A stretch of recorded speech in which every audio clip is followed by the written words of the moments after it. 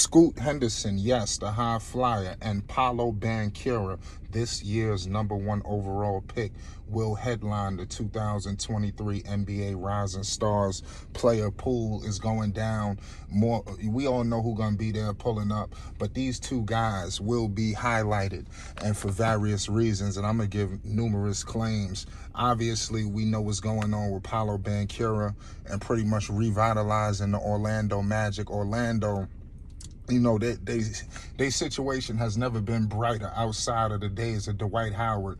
Are they? Or is this team, head and shoulders above people in the East right now? Absolutely not. But, there will come a time where these two guys, and Scoot and Paolo, but right now with Paolo, it's going to come a point in time where Orlando ain't nothing to mess around with. Right now, I believe that's the case now, but I'm telling you, Orlando about to be a serious threat. And Paolo is the reason why. Scoot Henderson, playing for the G League Ignite. We all know what's going on with that situation with the G League Ignite. The NBA have put that in, and they're doing their thing, with that situation, bringing in a lot of stars. We've seen, Jalen Green, the list goes on, of all the players utilizing this G League Ignite situation.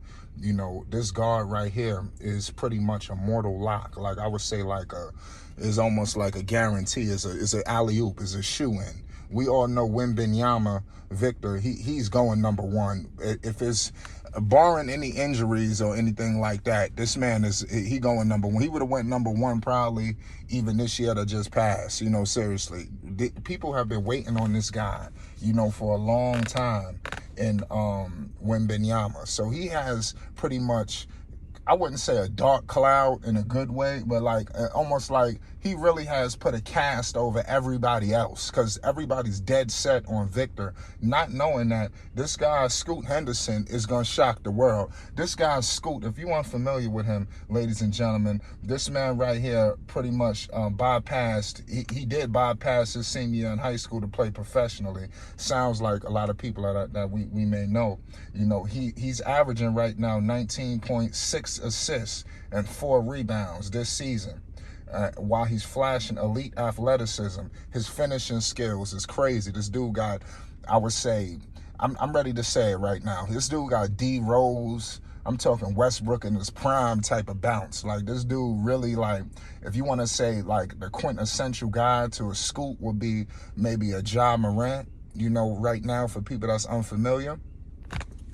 I would give him, a good comparison to this guy Scoot. So they're gonna dominate, this game, that is historic. Everybody, that of in the NBA, superstars have, walked this road of the Rising Stars game. We've seen LaMelo Ball do it. The list goes on to all the people that we got a chance to see participate in this encounter. And we've seen some great games.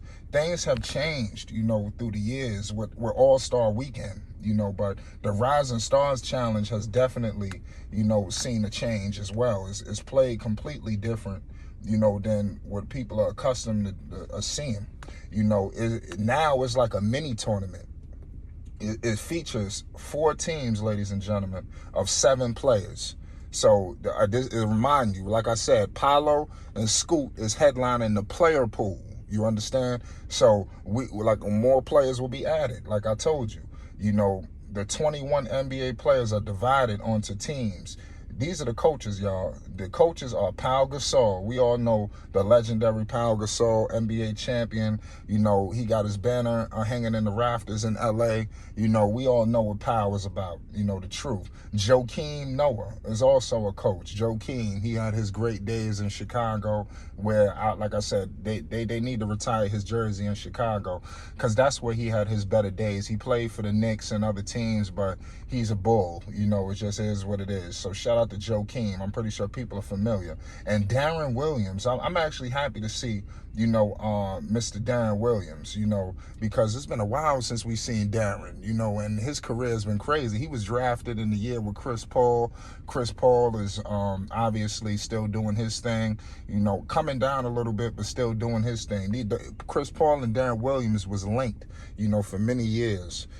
So I hope a guy like Scoot could be coached by a guy like Darren Williams.